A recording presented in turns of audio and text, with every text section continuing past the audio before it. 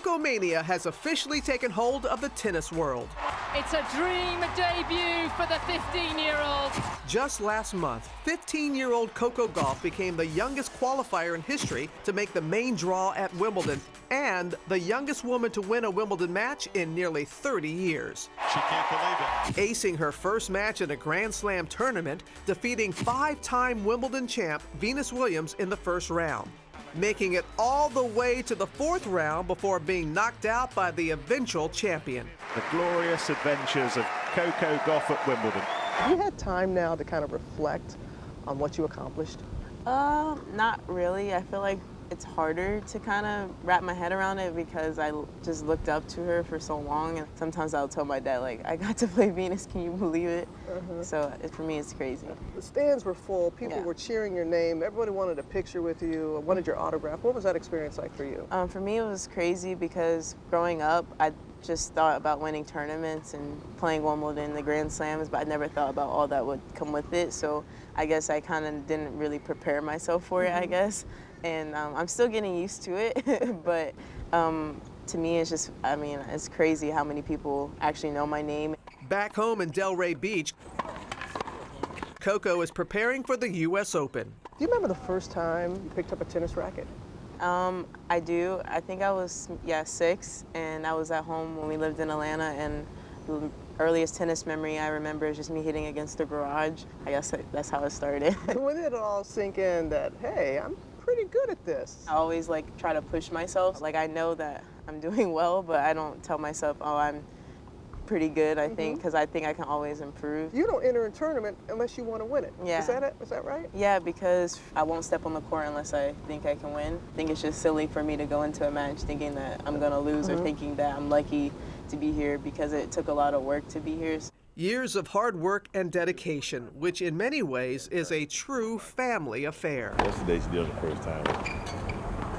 Her parents, both former college athletes. Mother Candy, who ran track and field at Florida State, manages not only Coco's schedule, but those of her younger brothers, Cody and Cameron. Father Cori, a college basketball star at Georgia State, is one of Coco's coaches. They always fight over who, gave me the gifts, I guess.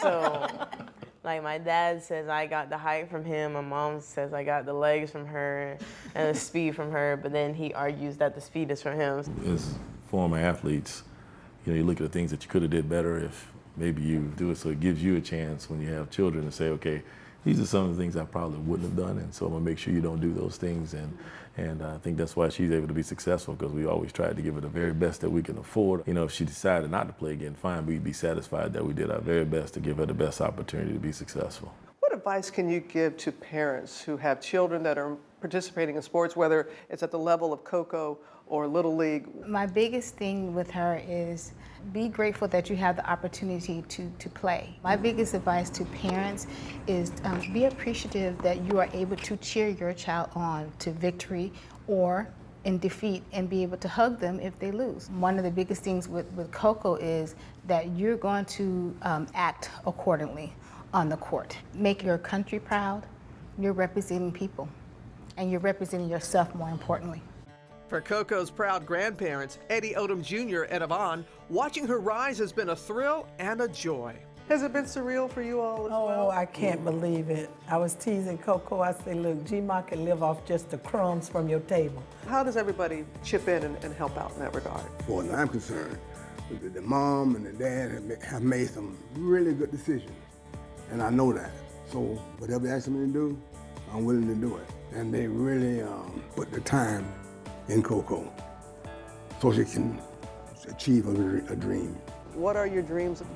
Well, my tennis dream, I guess, is to be the greatest of all time. My dad always told me that ever since I was a little girl that one day I'll change the world with my racket. So I hope that I can do that, and I'm already thinking about ideas on how I can. What kind of ideas come to your mind? I think a big focus for me is mental health.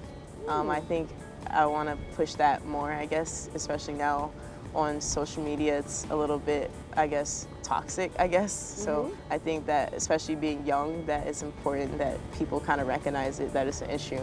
When people are watching you play, what do you want them to feel? For me, I just want them to feel anything's possible, and that, honestly, the sky is the limit. Actually, no. The sky isn't the limit. You can go as far as you want, and I think that anything is possible at any age or any point in time in your life. Thank you so much for watching ESPN on YouTube. For more sports highlights and analysis, be sure to download the ESPN app. And for live streaming sports and premium content, subscribe to ESPN+.